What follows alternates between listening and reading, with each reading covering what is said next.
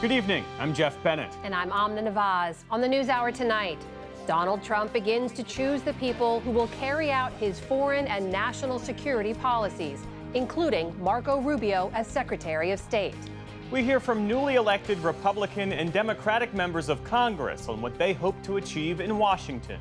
And Iranians react to the re-election of Donald Trump, what it could mean for their country and their lives. We're stressed out about war, worried about new sanctions that we have no doubt will come, worried about the cost of living. For 8 years, it's been like this.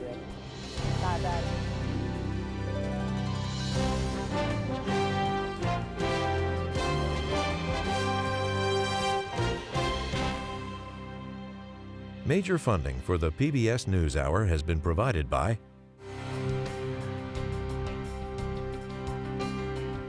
the ongoing support of these individuals and institutions, and friends of the NewsHour, including Kathy and Paul Anderson, and Camilla and George Smith.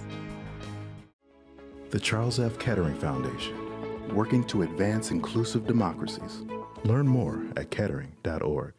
It really matters when you have an opportunity to give back. Being part of something that's bigger than myself, that's what brings me happiness. Being able to integrate your professional career with some of these other things that are important to you, it's critical to be happy at the end of the day. You know, this is our community too, and we want to participate and give back to it. People want those opportunities to make an impact and a difference.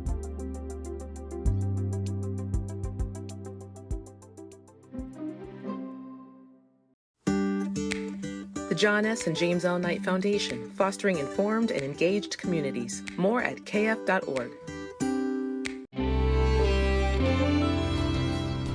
And with the ongoing support of these individuals and institutions.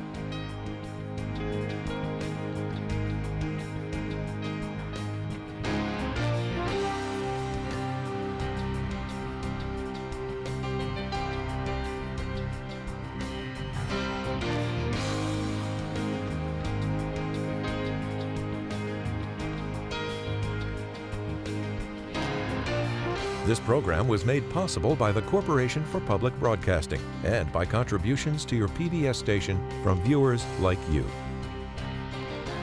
Thank you. Welcome to the NewsHour. A second Donald Trump administration is taking shape, one new appointee at a time. Today, the president-elect tapped more of his closest allies to fill some of the government's top posts. Among them, Senator Marco Rubio, putting Trump's one-time foe on track to become the first Latino to serve as the nation's top diplomat. Laura Barón-Lopez has more. From 2016 rivals. And thank you for running, Mr. President. To loyal surrogate on the campaign trail. Florida Senator Marco Rubio is now slated to join President-elect Donald Trump's cabinet. PBS News can confirm Trump will nominate Rubio for Secretary of State. On foreign policy, he's known as a China hawk, but after Trump's win, he pledged a, quote, pragmatic approach. Rubio largely sees eye to eye with the president-elect on a number of issues, including more recently on Russia's war against Ukraine. What we are funding here is a stalemate war, and it needs to be brought to a conclusion because that country is going to be set back 100 years. Also today, Trump announced his pick for the U.S. ambassador to Israel, former Arkansas Governor Mike Huckabee. An evangelical Christian, Huckabee has long been a vocal supporter of Israel. As recently as June, he opposed ceasefire efforts between Israel and Hamas. Trump said in a statement that Huckabee, quote, loves Israel and the people of Israel, and likewise the people of Israel love him. As for Trump's Secretary of Homeland Security, another loyalist. The only person in the race that I trust to do what needs to be done on these issues is President Trump. Multiple reports say Trump has picked Kristi Noem, South Dakota's Republican governor, for the job. Like Rubio, Noem stumped for Trump on the campaign trail and was herself an early contender to be his running mate. Noem has echoed Trump's anti-immigration rhetoric, and she, along with Trump's so-called border czar, will be critical to fulfilling a top campaign promise: mass deportations on day one. Tom Homan, the former acting director of Immigration and Customs Enforcement, or ICE, will step into that role. On Fox News last night, he sent a stark message to all undocumented immigrants. If you're in the country illegally, you shouldn't feel comfortable. Absolutely not. When you enter this country illegally, you have committed a crime. You are a criminal, and you're not off the table. One by one, the positions are filling out. But still, the House of Representatives hangs in the balance with more than a dozen races too close to call. We have an embarrassment of riches. Speaker Mike Johnson is confident Republicans will retain their control, even as Trump pulls from their ranks and narrows the margins. Many of them could serve in really important positions in the new administration. But President Trump fully understands and appreciates the math here, and it's just a numbers game. We believe we're going to have a larger majority than we had last time.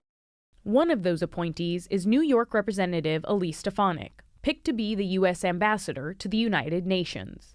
She's a staunch defender of Trump, dating back to his first impeachment. Trump today named three-term Florida Representative Mike Waltz as his national security advisor, leaving another House seat up for grabs. Waltz is a retired Army National Guard officer who served multiple tours in Afghanistan, and like Senator Rubio, another China hawk. And Lee Zeldin, a former representative from New York, was chosen to lead the Environmental Protection Agency. He has little to no experience in environmental issues, but he'll be critical in Trump's pledge to dismantle the EPA's climate rules. So day one and the first 100 days, we have the opportunity to roll back regulations that are forcing businesses to be able to struggle. Advancing America First policies is one of the reasons why President Trump got elected. For the PBS NewsHour, I'm Laura Barone-Lopez. And late today, President-elect Trump announced he's appointing Bill McGinley as White House counsel. McGinley served in the White House during the first Trump term. And Mr. Trump announced another major selection, John Ratcliffe as the director of the CIA. Foreign Affairs and Defense correspondent Nick Schifrin is here with more on the president-elect's picks. So, Nick, what should we know about John Ratcliffe? Ratcliffe was director of national intelligence in the last year of the first Trump administration after being a congressman from Texas and a member of the House Intelligence Committee. A Trump ally who's involved in the intelligence community in the past told me tonight this is a credible, knowledgeable, and excellent choice. But back in 2020, when he was initially nominated, there was bipartisan criticism and an attempt to kill his nomination by the Senate Intelligence Chairman, Senator Burr, and the Vice Chairman, Senator Warner, over concerns that he wasn't qualified for the job and over concerns about inflating his resume.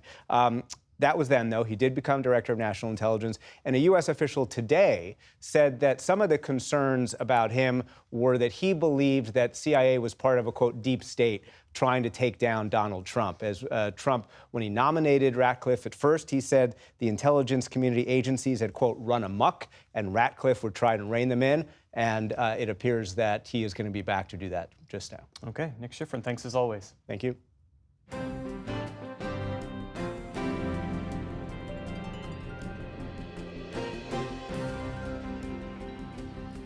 We start the day's other headlines with the aid situation in Gaza. The State Department says the U.S. will not limit arms transfers to Israel after the country made some progress in boosting aid to the territory. The U.S. had threatened to do so a month ago if the situation didn't improve. International aid organizations, however, say the Israeli government has failed to meet U.S. demands for more humanitarian aid to Gaza, where conditions are at their worst point in 13 months of war. At the State Department today, officials defended their decision. We'd like to see some more changes happen. We believe that had it not been for U.S. intervention, these changes may not have ever taken place. But most importantly, we want to see continued progress, and that's what we're looking for. Meanwhile, in Gaza, a pair of Israeli airstrikes killed at least 14 people today. Hospital officials in the southern city of Khan Yunis say 2 children were among the dead. Most of the fatalities took place in an area that Israel had declared a humanitarian zone.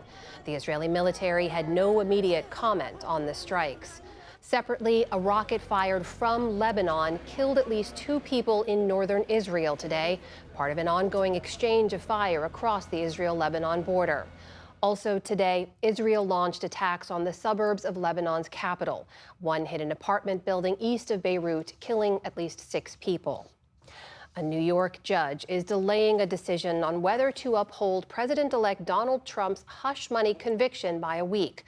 Judge Juan Merchan was scheduled to decide the future of the case today, but is giving both sides more time following the Supreme Court's recent decision on presidential immunity and Trump's election victory. His lawyers argued the case should be dismissed outright, saying it's, quote, necessary to avoid unconstitutional impediments to President Trump's ability to govern. Trump is due to be sentenced later this month following his conviction in May on 34 counts of falsifying business records. He denies any wrongdoing. A federal judge has sentenced a former Massachusetts Air National Guard member to 15 years in prison for leaking classified military documents about the war in Ukraine. Jack Teixeira pleaded guilty earlier this year to 6 counts of willful retention and transmission of national defense information. He was arrested in April of last year and admitted to sharing sensitive defense secrets on the social media platform Discord. It was one of the most significant national security leaks in years.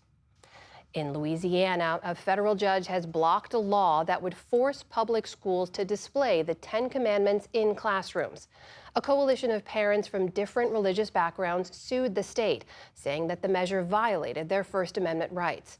Their attorney called today's decision a, quote, reality check for Louisiana lawmakers who want to use public schools to convert children to their preferred brand of Christianity. The case is the latest in a series of Republican efforts to insert religion into public schools. Louisiana's Republican Attorney General plans to appeal. The head of the Church of England stepped down today amid pressure to resign over an abuse cover-up scandal. An investigation found that Justin Welby failed to report a serial physical and sexual abuser to police when he became aware of it back in 2013. In a statement, Welby says he takes personal and institutional responsibility, adding, quote, I hope this decision makes clear how seriously the Church of England understands the need for change. As Archbishop of Canterbury, Welby serves as the symbolic head of the Anglican Communion, which has more than 85 million members in 165 countries. Police in China say that at least 35 people were killed and dozens more injured when a man drove his car into a crowd of people at a sports complex. The incident happened on Monday night as people were exercising in the southern city of Zhuhai. Locals paid tribute to the victims at a makeshift memorial tonight. Police have detained a 62-year-old suspect who they say was upset over his divorce settlement. For the first time, a jury has found a U.S. defense contractor legally responsible for contributing to the torture of detainees at Abu Ghraib prison during the Iraq War. Virginia-based CACI must pay $42 million in damages to 3 plaintiffs who said they were beaten and sexually abused at the infamous facility. One of the men, seen in the foreground of this courtroom sketch wearing glasses, wrote, quote, this victory is a shining light and a strong warning to any company or contractor practicing different forms of torture and abuse. CACI is widely expected to appeal. And on Wall Street today, stocks retreated from recent records. The Dow Jones Industrial Average lost more than 380 points to close back below the 44,000-point level. The Nasdaq slipped about 17 points on the day, and the S&P 500 also ended slightly lower. And we have a bit of nostalgia for you with this year's entries into the National Toy Hall of Fame. 3 Playtime favorites made the cut: the Phase 10 card game, Transformers action figures, and My Little Pony. It was a long ride for My Little Pony, which once outsold even Barbie herself. The pastel ponies needed 7 tries before finally reaching the winner's circle. Those 3 beat out 9 other finalists. They included Pokemon trading cards, Hess trucks, and classics like balloons, the trampoline, and the stick horse. Maybe someday. Still to come on the NewsHour. What Trump's picks to lead the EPA signals for environmental rules and regulations. Amid political shakeups, we speak with the family of hostages still held in Gaza. And renowned fiction writer John Grisham chronicles the real-life stories of people who were wrongly convicted. This is the PBS NewsHour from the David M. Rubenstein Studio at WETA in Washington, and in the West from the Walter Cronkite School of Journalism at Arizona State University. Newly elected House members won't take their seats until January, but they're on Capitol Hill this week for orientation, a congressional crash course of sorts. Republican Congressman-elect Rob Bresnahan is among them. He flipped his district, representing the northeast corner of Pennsylvania, from blue to red, and he joins us now from Capitol Hill. Congratulations on your win and welcome to the NewsHour. Thank you for having me. Appreciate the congratulations here. So you successfully defeated a 6-time Democratic incumbent. How did you do it? What was different about your approach? Listen, we ran on kitchen table issues. We ran off an economy that works, borders that are secure, and communities that are safe. We talked about the significance of making life affordable again for the people of northeastern Pennsylvania. I don't know if there was a magic sauce, but I don't think we overcomplicated it. We knocked on over 50,000 doors, we drove over 50,000 miles, and we talked to real people. We talked to our veterans, we talked to our senior citizens who are deciding between buying prescription medication, paying for heating their homes. We talked the real language to real people on the streets, and people were frustrated, they were concerned, and they were scared about their future. To what extent do you attribute having Donald Trump atop the Republican ticket? He won Pennsylvania, obviously, but won it with the most votes any GOP presidential candidate has ever received in Pennsylvania. Donald Trump also won my district in 2016. He won it in 2020, and obviously he won it again in 2024. However, we were the first candidate to be able to tail Donald Trump and put up enough of a margin to be able to successfully win the seat. But we had to run a good campaign. We had to stay on our message, and we had to interact with the people of northeastern Pennsylvania and still have a message that would resonate. When you tell your constituents that you're going to help make their lives more affordable, what specifically are you and the expected GOP House majority, how specifically are you planning to do that? Well, I could talk about me specifically, and something that I'm a big believer in is a balanced budget. And I'm also a big believer on energy being the biggest derivative of the escalation of the cost of inflation. So, northeastern Pennsylvania, 1 in 2 homes are heated by natural gas. Pennsylvania, the natural gas industry generates over $76 billion a year in payroll and $76 billion in GDP and $45 billion in payroll. So being able to generate natural gas and the fracking industry specifically from in Pennsylvania, I think is going to be a big driver.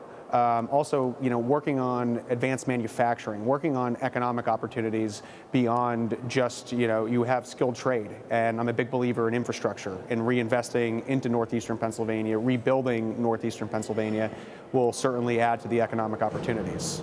I want to draw on your business background and talk about Trump's promised tariffs. He's pledged to slap 60% tariffs on all goods coming in from China and 10% tariffs on goods imported from everywhere else. Pennsylvania could be hit hard. It's got a big manufacturing industry, steel, obviously, agriculture. How concerned are you about the impact of President-elect Trump's second round of protectionist trade initiatives? Well, obviously, we have to be cognizant of the idea of the fact that people are struggling inside of the district. And it's certainly something that over the next 2 weeks while I'm down here and while I prepare to be sworn in, that we're gonna watch carefully. Obviously, people in my district are choosing between heating their homes, prescription medication, putting fuel in their vehicles, buying groceries. So anything that's going to escalate the cost of living is certainly going to be a lot harder for me to wrap my head around. Like I said from day one, I'm about NEPA. Yes, I'm a Republican, I'm fiscally conservative, but at the end of the day, I've been elected by the people of northeastern Pennsylvania. But obviously, we have to put America first, we have to put our constituents first, and that's something that I'm gonna make decisions on every single day. As a newcomer to Congress, what did you make of the high degree of dysfunction within the Republican conference? I filed to run October 2nd of last year, and the first day on my campaign trail was the Speaker McCarthy vote.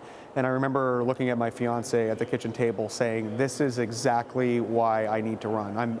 I never ran for a public office before. I am a political outsider. And, you know, you look at the frustrations of what's happening in Washington, D.C., and I always felt that it was broken, that Congress wasn't working for the people of northeastern Pennsylvania. And I was a person of northeastern Pennsylvania. And you look around and you see election year press conference after election year press conference, and ultimately nothing is getting done. And it certainly leads to a level of frustration. I've always been a person to roll up my sleeves, to whom much is given, much is required, and it's a big reason why I ran for Congress and now a member-elect. Congressman-elect Rob Bresnahan, thanks again for being with us. Thank you for having me. The 119th Congress will have several members whose elections made history. One of them is Representative-elect Sarah McBride, a state senator who won Delaware's at-large seat in the House and becomes the first openly transgender member of the United States Congress. She joins me now. Welcome. Thanks for being here. Thanks for having me. First and foremost, congratulations. Thank you. We should note you defeated your Republican opponent by a comfortable margin. But this also happened in the backdrop of a campaign that specifically included a lot of anti-transgender TV ads by the Trump campaign. What does your win say to you about your constituents? I think this election, this result, reinforces what I've seen throughout my life, which is that Delawareans are fair-minded, and that in our state of neighbors, we judge candidates based on their ideas and not their identities. I ran on my track record of bipartisan results in the Delaware State Senate, passing paid family and medical leave and the largest investment in our state's Medicaid program since the Affordable Care Act passed, and on what I would do in Congress, and that's to focus on bringing down costs facing families, to provide affordable housing, childcare, and health care to every single one of my neighbors. And voters responded to that, even with all of the anti-trans ads. I wasn't hearing about them on the trail. What I was hearing about is the need to make the American dream more affordable and accessible for everyone. Let's talk about what you would be able to do in Congress, though, because as we sit here and speak now, it's very likely you're going to be in the minority in the House. You're going to have Republicans controlling the Senate, Republicans controlling the White House. So what is realistic and achievable for you in the way of policy goals? Look, democracy only works if we're willing to not only have conversation across disagreement, but work across disagreement. I'm proud that during my time in the Delaware General Assembly, nearly every bill that I introduced and passed with bipartisan support. So I'm ready to roll up my sleeves, dive into the details, and work with anyone who's willing to work with me to help Delaware. Now, obviously, given the results of the election, that's often going to mean standing up to the Trump-Vance administration and their attempt to undermine workers and retirees in this country. But where there are opportunities to find common ground, sometimes on the issues outside of the headlines, there's an ability. What are some of those issues, for example? Well, so for instance, in Delaware, I was able to work very closely with our conservative Republican leader in the state Senate to expand access to oral health care in rural communities. I'd love to continue to work on issues that matter to Delawareans in urban, suburban, and rural areas across the state of Delaware. And I'm going to look for those opportunities on a whole host of issues that make a real difference in the lives of my constituents. They might fall outside the traditional ideological and partisan battle lines. And those are issues where you can find common ground with Republicans. And I look forward to building relationships and building trust and respect with colleagues on the other side of the aisle. But we can't give up on our capacity to find durable bipartisan solutions for this country. At the same time, I have to ask you, Donald Trump and J.D. Vance made part of their campaign message and a strong part of their closing message a lot of anti-trans rhetoric, right? They spent millions on ads around these messages. A lot of your congressional colleagues-to-be echoed those messages, share those views. How do you work with them? How does that work? Well, I think the ones that are particularly consumed with fomenting and manufacturing the culture wars, those folks are professional provocateurs parading as public officials. They are not willing to work with any Democrat, and they can barely work with their own Republican colleagues. But look, there are obviously real differences of opinion on LGBTQ equality. I'm used to working with people who not only disagree with me, but who disagree with me on some pretty fundamental issues to my own life. But that's how we make government work better. It's by recognizing that I might disagree with you on every other issue but the one right before me, and I have to seize that opportunity to make that progress. In the wake of such a decisive victory by former President Trump, now President-elect Trump, there's a lot of soul-searching, finger-pointing within your party and the Democratic Party. And there is this consensus, this idea that Democrats are somehow out of touch with the voters and what really mattered to them in this election. Do you agree with that? And how did Democrats course correct? What I can tell you is that when I was campaigning in Delaware, I was not hearing about these attacks on trans people. I was hearing about the cost of living. I was hearing about the need for affordable childcare, housing, and health care. Should Democrats have leaned into those issues more? I think Vice President Harris did lean into those issues, but I do believe that we can continue to put forward a bolder agenda that's very specific to the kitchen table issues that matter to people. But I think the problem that we have and what we need to address is a bigger problem in our politics. All of us have to do a better job of seeing the very real pain that exists across this country, across the political divide, and living the truth that we don't have to believe that people are right for what they're facing to be wrong, and we do not have to believe that they are right for us to try to right that wrong. And I think we can do a better job of demonstrating that radical compassion and that radical grace in our politics. Congresswoman-elect Sarah McBride of Delaware, thank you for being here. Welcome to Washington. Thank you.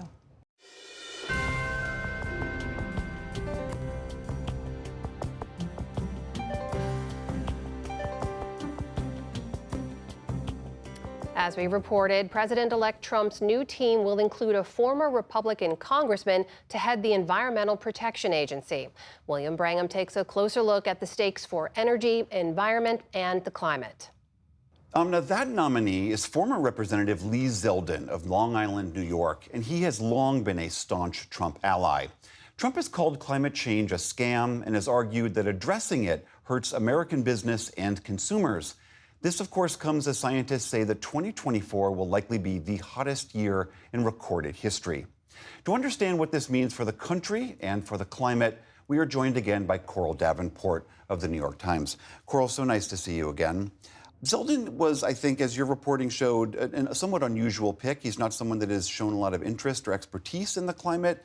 But one of the major initiatives we know he will likely undertake is what Donald Trump has said all along, that he wants to undo Biden's signature environmental law, the Inflation Reduction Act, which plowed hundreds of billions of dollars into this green energy transition. If Trump has the Senate and likely the House, how likely is it that Lee Zeldin and Trump will be able to undo that act? So it's interesting. President-elect Trump has been really clear. He wants to undo or repeal the IRA, as you said, Biden's signature climate law, historic climate law. But that's not something that can be done with executive authority. The president can't just say, make the law go away. He will need both chambers of Congress. And even then, even with a Republican majority in both chambers of Congress, it's not entirely certain that that will happen. Remember, with the Republican efforts to undo Obamacare, that was the health care law, in the first Trump administration, they had both chambers of Congress tried again and again to repeal it and did not have the votes. The famous John McCain thumbs down moment. Exactly. And in this case, one thing that's really interesting about the IRA is so much of that clean, green energy money is by design 80% going into Republican districts. So a lot of that money is flowing into clean energy factories in Republican districts. Those factories are being built, have been built, they're already creating jobs. And so it's not at all certain that there will be a Republican majority to take that money away. It will be very interesting to see, that political kind of resilience is built in to the structure of the law. And so it'll be really interesting to see the contrast between the money going into districts and the loyalty to Trump and how that plays out in the fate of that law. Green money into red districts. Exactly. There are other plans, obviously, to get out of the Paris Climate Agreement, to eliminate any so-called environmental justice initiatives, to perhaps even move the EPA out of Washington, D.C. Are there any things that the Biden administration can do before it gets out of office to sort of solidify its environmental legacy before Trump comes in? So the Biden administration was pretty clear-eyed about the possibility that this would happen, that there would be a second Trump administration. And so they have been working for the past couple of years to try to legally shore up their climate their climate protections. One thing they did is in all these climate regulations that they put in place, they put back the old ones and they made them stronger. Again, a big regulation designed to compel Americans into electric vehicles. Very controversial. Trump has been very clear about wanting to get rid of that one. Other regulations, again, on shutting down coal plants, on eliminating pollution from oil and gas drilling.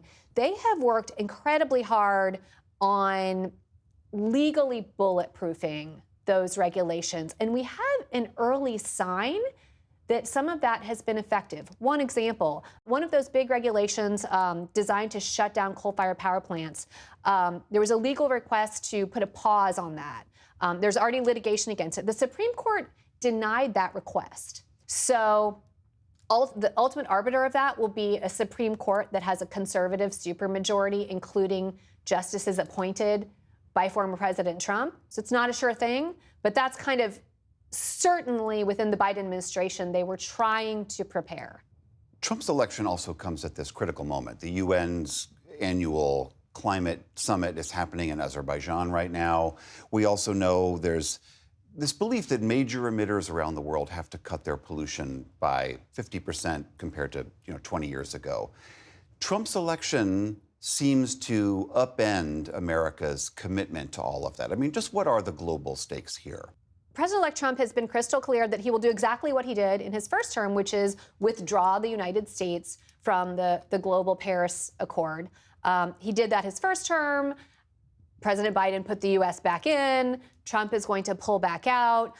This time, however, it seems likely that Trump will not just pull the U.S. out from the agreement, the accord, but from the underlying United Nations legal structure for that entire accord, which would make it a lot more difficult for the U.S. to ever rejoin. It would be a much more permanent step. And the message that sends to the rest of the world is very much the days of thinking that the U.S. will ever be a reliable partner on addressing global warming are over.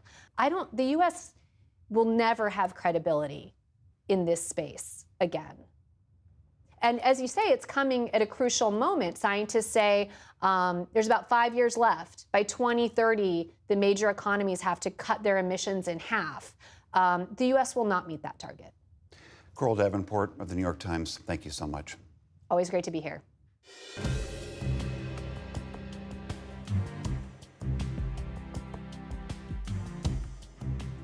With President-elect Trump's team coming into focus, one priority will be confronting and increasing pressure on Iran. So how does that look and feel to ordinary Iranians? Special correspondent Reza Sayah reports from Tehran. At the Nazari Street Bakery in the capital Tehran, Iran's famous Barbari flatbread is always the right choice. But for bakery owner Taher Nazari, America's election of Donald Trump was a choice between two evils. The people are smarter than that talk about whether Trump won or didn't win, whether the Democrats won or the Republicans. Like they say, they're both as bad as each other. At Friday prayers, a weekly gathering of Iran's ultra-conservatives, many said Trump's victory over Harris changes nothing in U.S. policy. In America, and in their elections, it doesn't matter if it's Democrats or Republicans. Nothing will change.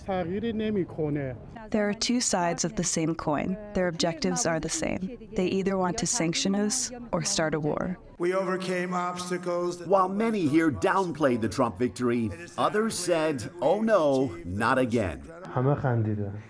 We laughed. It was the laugh that comes with the loss of hope. Mehrab Kabali is CEO of a Tehran-based engineering firm. Kabali says he was pulling for Harris and what he viewed as the Democrats' softer stance on Iran. Right now, we expect things to get worse because it was during Trump's last term when Iran couldn't sell oil. During Biden's presidency, the restrictions were somewhat eased. That made circumstances more tolerable. Last month, a U.S. government report showed Iran's oil sales, its leading export, topped $50 billion in 2023, an almost threefold increase from Trump's last year in office. In his first term, Mr. Trump made it clear he was cracking down on Iran's oil exports, and he did.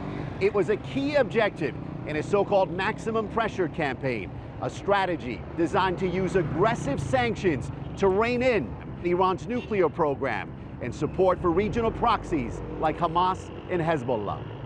Critics say the strategy failed. Iran continued to fund its proxies and expanded its nuclear program after Trump pulled out of the Iran nuclear deal in 2018. Many Iranians say it's the people who felt the pain through record high inflation and cost of living. There's no certainty when you make economic decisions, and more importantly, sanctions have directly impacted our work. Isn't Trump the candidate that makes Iranians worse off? Doesn't make a difference. Tehran-based political analyst Mohammad Marandi says Iran has softened the impact of sanctions by strengthening economic ties with major powers like Russia and China. What the United States is doing right now, not just to Iran, but to Russia and to many countries across the world, is that they're creating an incentive for countries to move away from the United States. So we're in the process of doing that. So U.S. sanctions don't have the impact that they had before. But one day after the Trump victory, fears of a return to Trump's maximum pressure campaign dropped the value of Iran's currency to an all-time low. At the Persia Gym in Tehran, top trainer Saroush and his clients are bracing for Trump and more sanctions. Based on what we experienced during his first 4 years, he's going to increase pressure. Nothing good will happen when it comes to our livelihood. Things will get worse. Behnaz Shafiei is Iran's first ever female professional road racer. When she's not weaving the hillsides of northern Tehran on her sport bike, she's training other women to follow in her footsteps. Shafiei says Trump's win means more stress. We're stressed out about war, worried about new sanctions that we have no doubt will come, worried about the cost of living. For 8 years, it's been like this. Confusion, not knowing what to do, and now there's the added worry of war. That fear of war has intensified with Iran's support for Hamas in the aftermath of its October 7th attack against Israel and direct missile exchanges with Tel Aviv. But Reyhaneh Tabatabai has a glimmer of hope. Tabatabai is a journalist who spent 2 years in jail for what Iranian authorities called propaganda against the regime. She says Trump's promise to end the wars in Gaza and Ukraine and his long-standing call for talks with Tehran could be a path to better relations. For that to happen, Tabatabai says the Iranian government must show political will. I have to be hopeful that my government wants to do something. This decision has to be made within the Islamic Republic. The people of Iran want the right to have a life. Whether it's Trump, Harris, or anyone else, any negotiations have to be with the objective of improving the lives of the people of Iran. For now, the people of Iran can only hope. Last week, the Justice Department reported on an alleged Iranian plot to assassinate Trump. Salam. In response, the Iranian Foreign Ministry said the allegations were lies and demanded President-elect Trump to stop what Tehran calls the genocide in Gaza. What the international community expects with new and previous governments is an end to the genocide, war crimes, and the sowing of instability in Gaza, Lebanon, and other parts of the region and Western Asia. Stark reminders that in Trump's second term in office, the 45-year conflict between Washington and Tehran is likely to continue. For the PBS NewsHour, I'm Reza Sayah in Tehran.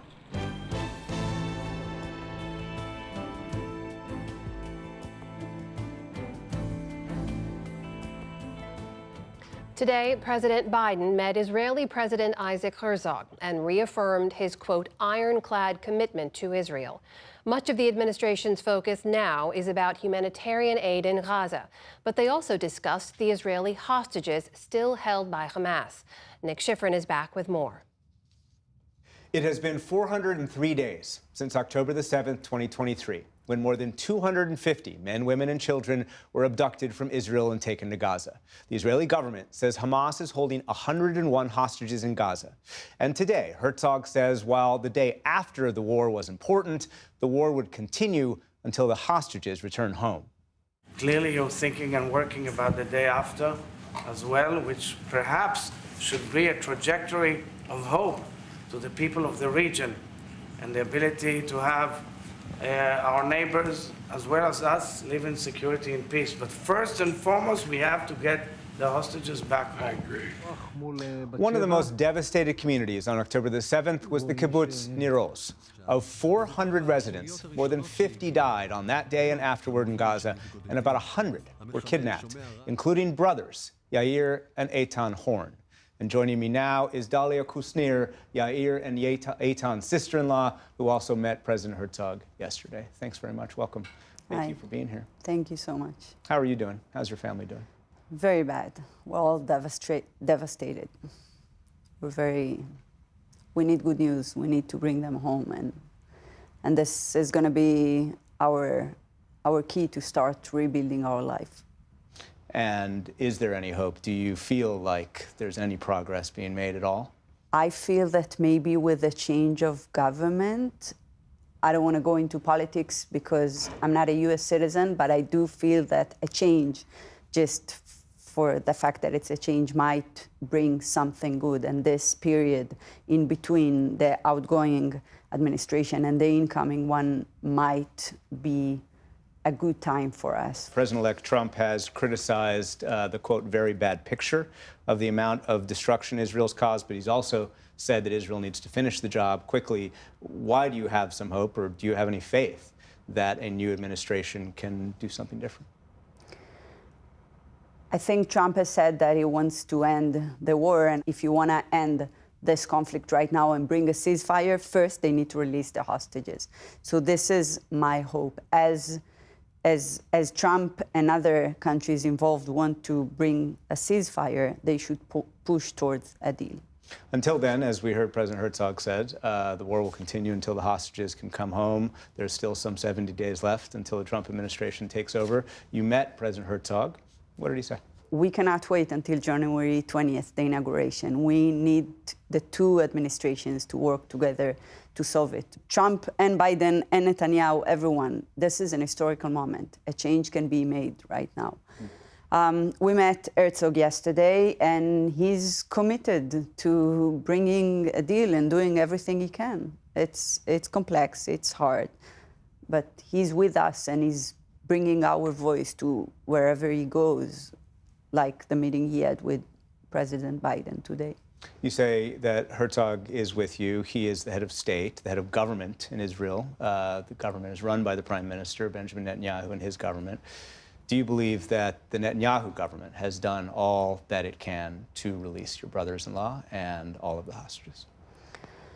That's a very hard question. I believe they can do more. I believe the Netanyahu government has waited too many days, and they've put other things ahead of a hostage deal. And now that everything is solved, we want to believe, but we need also the US government to help bring a deal that Israel will accept and bring an end to this suffering of so many people. For us, the family of hostages, of course, first we need to see our loved ones, but we also want to bring time of being able to start healing for the Palestinians in Gaza. They are also being held by Hamas. I trust Gallant and I trust all the head of the security system in Israel when they say that now is the time for a deal, and Israel can deal with whatever implication it might bring. Releasing those terrible terrorists from the Israeli prisons, but also withdrawing our forces to the border, which is not just bringing back people, is bringing the value of life, is bringing back security to the Israeli society. You mentioned the suffering of the Palestinian people in Gaza. The United States today has indicated that it will not declare that Israel has been, quote, arbitrarily blocking aid into northern Gaza, where very little aid has gotten in the last few weeks, and therefore the U.S. will not block any weapons shipments to Israel. Do you agree with that? I agree that the U.S. should be supporting us and not blocking weapons to Israel, because Israel is fighting. Israel is the doorkeeper of the entire free world, and the poor people of Gaza remain in terrible condition of hunger and starvation, but because Hamas is using them.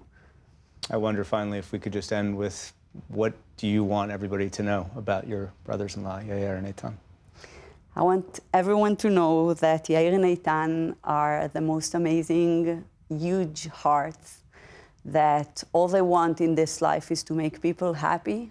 And they are the most amazing uncles to my 2 little children, and we miss them so much. And we won't stop. We won't stop until we have everyone back home. Talia Kusnir, thank you very much. Thank you.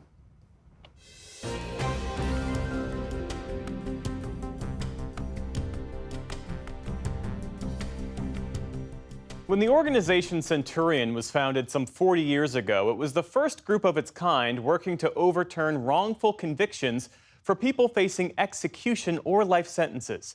Decades later, as the death penalty continues to be carried out in some states and debated in others, its work continues, a story now told by its founder and one of today's most popular novelists. Senior arts correspondent Jeffrey Brown reports for our series, Art in Action, exploring the intersection of art and democracy, part of our Canvas Arts and Culture coverage.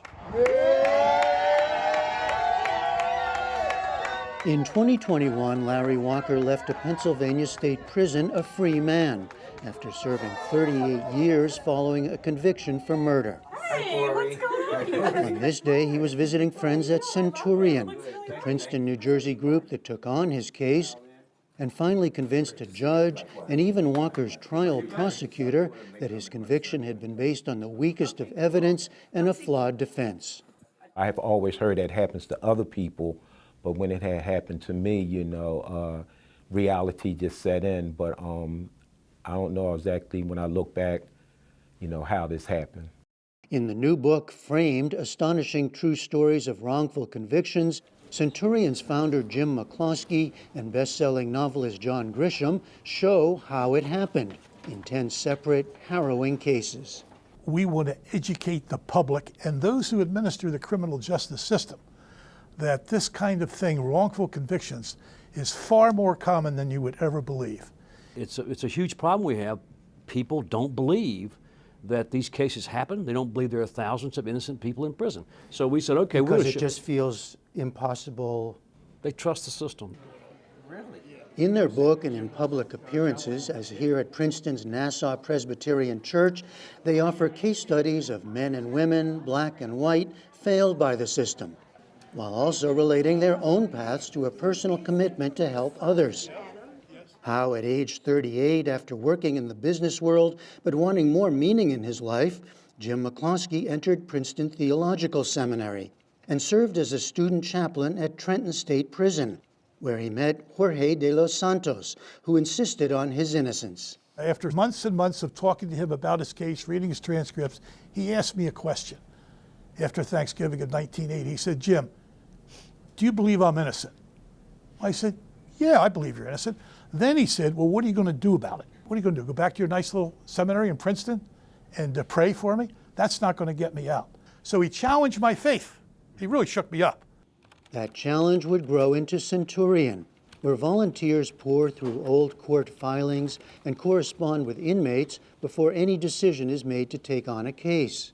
And staff members work to help people post-release. So your brother couldn't use any help on his food truck or anything like that? To date, Centurion has won the freedom of some 71 people, now led by Executive Director Corey Waldron, working through old-fashioned, on-the-street reinvestigations of old cases, often 20 years after a conviction, mostly without available DNA tests, looking for new or missed evidence or misconduct by police, prosecutors, or courts. John Grisham took a different path, He'd been a young lawyer and state representative in Mississippi before turning to fiction, with thrillers from A Time to Kill and The Firm up to this year's Camino Ghosts. Some 51 books, many turned into films that have sold more than 300 million copies. His early experience as a lawyer led him to believe the system did work, until he came upon a 2004 obituary of a man named Ron Williamson, who spent 11 years on death row and came within days of being executed before DNA evidence cleared him. The story of how that happened became Grisham's first nonfiction book, The Innocent Man. It was a shock at every turn. Every time I researched that case, which was for 18 months, I found something new every day that I couldn't believe. But that case took me into the world of wrongful convictions, something I'd never thought about before. And once I got there, I'm still there. Every case of wrongful conviction has its own details, its own twists and turns, but John Grisham and Jim McCloskey, who retired in 2015, see routine patterns, including evidence tampering, coerced interrogations that lead to false confessions, and over-reliance on untrustworthy witnesses and junk science, and racial bias. Each chose and wrote of 5 cases. There have been questions in the media about Grisham's overuse of reporting and language of others without sufficient attribution in the new book. In response, he cites 8 pages of footnotes and citations and stands by his work. The book delves into the legal nuts and bolts and narrative drama of each case. McCloskey says the real crime, malfeasance, is plain to see. They're astounding, the ineptness and the corruption, and how the police and the prosecutors went after completely innocent people who had no criminal records, were clean as a houndstooth, and how they just, with zeal, went after to either send them to death row or send them away to prison for life for crimes they had absolutely nothing to do with. We're taking our names off today, but it's still, many men and women that are in prison, Larry Walker was fortunate in one way. He had the support of friends and family. But in 1983, his murder conviction was largely based on the testimony of 2 witnesses. Another witness said Walker was not among the 3 men she'd seen fleeing the attack, but police never identified other suspects. Over years of work on the case, Centurion staff, led by legal director Paul Castellero and investigator Alan Mayman, documented the narrow investigation, shoddy defense Walker received, and other factors, leading the current Philadelphia District Attorney's Office to agree that a troubling confluence of circumstances had led to Walker's arrest and conviction. They called for his release, and a judge agreed, and Walker was freed in 2021. Ms. Ellis was one of the first women that I met. His daughter Sharina and he say they sought for years to get lawyers, the courts, anyone to hear and help him, until Centurion took his case in 2012. As time went on, my faith and my hope, it was, getting less until Centurion eventually accepted my case. And then I had my faith and hope grew. I felt like we hit the lottery. The lottery, yeah. Oh my gosh. Because before that, it was, I'm 44, and at the time I was only 2.5 when my father was falsely convicted of a crime he didn't commit. So, of course, as time goes on, the case gets older, so evidence can possibly get lost or, misplaced, whatever the case may be. And it was like, it was no hope. So they gave us hope. They gave us hope. They gave us my father. They brought him home, because it was without them, we wouldn't have been here. So, Larry, 38 years of your life. Are you bitter? I'm bitter because of what was taken from my family, from my son and daughter, and my mother and my father. I'm not bitter, I'm just not bitter because I have faith, that things happen for a reason. I'm just really more thankful than to be bitter. Grisham says every wrongful conviction case deserves a book of its own. The elements are there for great storytelling. There's great drama, injustice, corruption, loss, perseverance, maybe redemption, maybe not, but elements go into the stories that are just gravy for a writer. These cases matter profoundly for the individuals involved and their families and friends. But McCloskey and Grisham make a larger case why it should matter to us all, going to the heart of how democracy works or doesn't. I would think the public and the world wants to know how accurate its criminal justice system is. And if it's flawed, then let's lay it out on the table and point out its flaws and its deficiencies, because the last thing in the world anybody wants, regardless of their political affiliation, is for an innocent person to be wrongly convicted and sentenced to death or to life. Who would want that? Who would be proud of that? You know, our democracy is based on the rule of law. You can't have a criminal justice system that's grossly unfair, that convicts innocent people and turns the other eye to guilty people.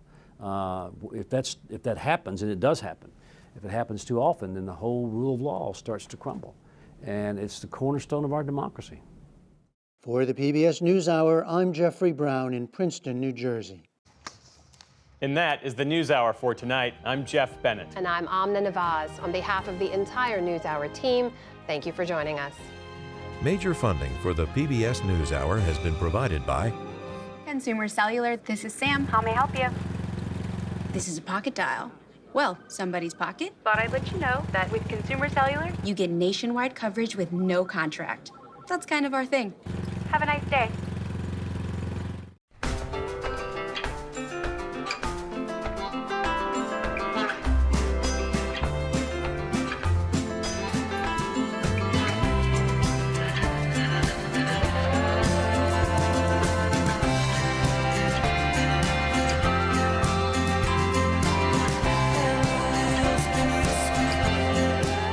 Moving our economy for 160 years. BNSF, the engine that connects us.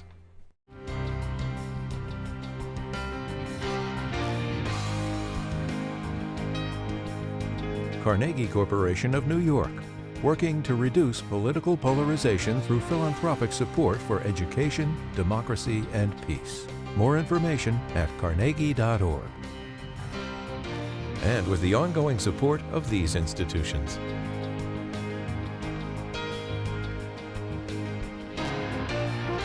This program was made possible by the Corporation for Public Broadcasting and by contributions to your PBS station from viewers like you. Thank you.